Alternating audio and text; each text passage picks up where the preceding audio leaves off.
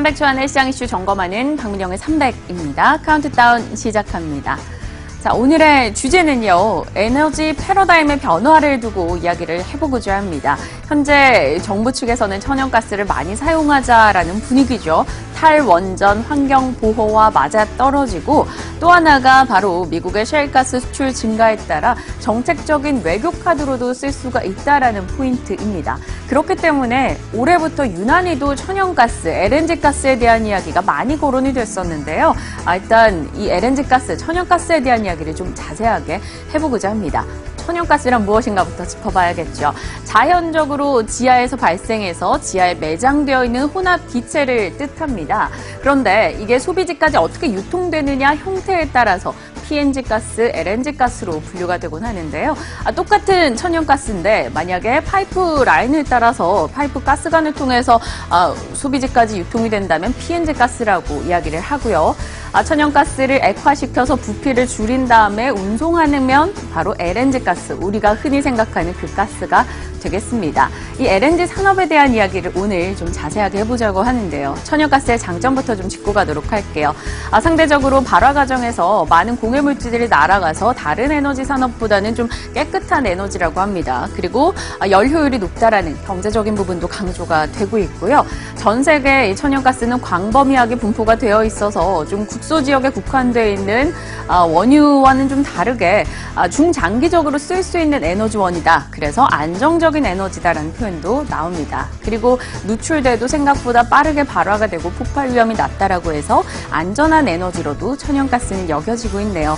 그렇기 때문에 최근 들어 이 천연가스에 대한 수요가 증가세를 기록하고 있는데요. 대표적으로 미국이 발빠르게 움직이고 있습니다. 미국은 이 셰일가스를 빠르게 생산하면서 세계 각국으로 수출을 하고 있죠. 60년 동안 미국은 천연가스 수출국이었습니다. 수입국이었는데 60년 만에 이제 수출국으로 변화하게 되고 있죠. 바로 에너지 패권도 잡아가게 되면서 중동에 의지하고 있던 에너지 부분을 많이 탈피하고 본인들의 외화벌이 수단으로도 사용을 하고 있죠. 그래서 빠르게 셰일가스 생산량을 늘리고 그것을 수출을 하고 있습니다. 한국 같은 경우는 이 LNG, 천연가스를 수입해 오는데 바로 1위가 일본, 그리고 2위가 중국, 그리고 3위가 한국이라고 합니다. 아시아 지역에서 이 천연가스 수입이 거의 압도적으로 차지를 하고 있는 상황이죠. 그렇다면 이렇게 천연가스가 최근에 많이 생산이 되고 많이 운반이 되고 그럼 그 과정에 필요한 건 무엇일까요? 한번 생각을 해볼게요.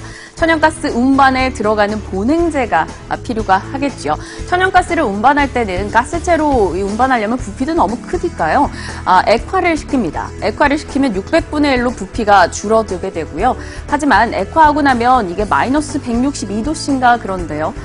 너무나 보관이 어렵기 때문에 이것을 스티로폴과 또 알루미늄과 이렇게 꽁꽁 싸매서 온다라고 해요. 그것이 바로 보냉제라고 합니다. 여기 화물선에 보이는 동그란 부분이 바로 LNG 가스를 보관하고 있는 부분이 될 텐데요. 액화 이후에 보관 필수품으로 보냉제가 그래서 꼽힙니다. 쉽게 생각한다면 우리가 명절 선물 보낼 때 고기가 상하지 않도록 스티로폼으로 이렇게 꽁꽁 냉동팩으로 싸매잖아요. 그런 느낌으로 생각을 하시면 될 것 같습니다. 그래서 최근에는 천연가스 수요 증가에 따라 보냉제 수요가 함께 늘어나고 있는데요. 보냉제 투자 포인트라고 한다면 당연히 LNG 산업이 성장하고 있다는 게 되겠죠. 중국의 LNG 수요 증가 규모는 날이 갈수록 가파르게 진행이 되고 있고요. 2040년까지 이러한 추이는 이어질 것으로 보고 있습니다. 천연가스 수송량은 앞으로 10년 정도 성장이 기대된다는 분석이 나오면서 더불어서 보냉제 수요도 늘지 않겠느냐 이런 기대감이 나오고 있는 거죠. 이런 부분 조금 더 자세히 들어가 보겠습니다. 넘겨볼게요. 자, 보냉제 1위는 국내에서 어떤 업체일까요? 동성화인텍입니다. 동성화인텍과 한국카본 두 업체가 거의 보냉제 시장을 모두 독점을 하고 있는 상황에서 국내 점유율 70%를 차지하고 있는 동성화인텍에 대한 기대감이 최근 높아지고 있는데요. 실질적으로 올해 연초부터 많이 올라온 상황입니다. 1월에 이 이야기를 했으면 얼마나 좋았을까 하는 아쉬움이 있네요. LNG선 보냉제 70% 점유하고 있는 동성화인텍에 대해서 시장에서는 아직까지는 긍정적인 시각을 보내고 있는 만큼 추이를 한번 지켜보시는 것 필요할 것 같고요. 하지만 분명 주의할 점, 유의할 점도 생각이 나겠죠. 넘겨보도록 하겠습니다. 조선업 시황에 대한 의견입니다. 조선업에 투자하기 아무래도 겁난다라고 생각하시는 분들이 계실 것 같아요. 하지만 일각에서는 과거에도 조선업은 가장 안 좋다라고 느껴질 때 투자를 해야지 수익을 봤었다라고 언급을 하기도 합니다. 그렇기 때문에 시황을 좀 꼼꼼하게 따져보신다면 조선 이 LNG 쪽에서 분행제에 관심을 좀 가져보는 것도 나쁘지 않을 것 같고요. 또 한 가지는 국제유가 움직임이 되겠죠. 유가가 올라가면서 이에 따른 대체제로 이런 천연가스가 많이 부각이 되고 있는데 만약 국제유가가 떨어지기 시작한다면 대체 기능이 약화될 수 있기 때문에 주의가 필요하다라고도 이야기 나오네요. 점검할 사항은 많습니다만 분명히 매력적인 부분도 있습니다. 그러니 꼼꼼하게 살펴보시면서 대응하시길 바랄게요. 지금까지 박민영의 300이었습니다.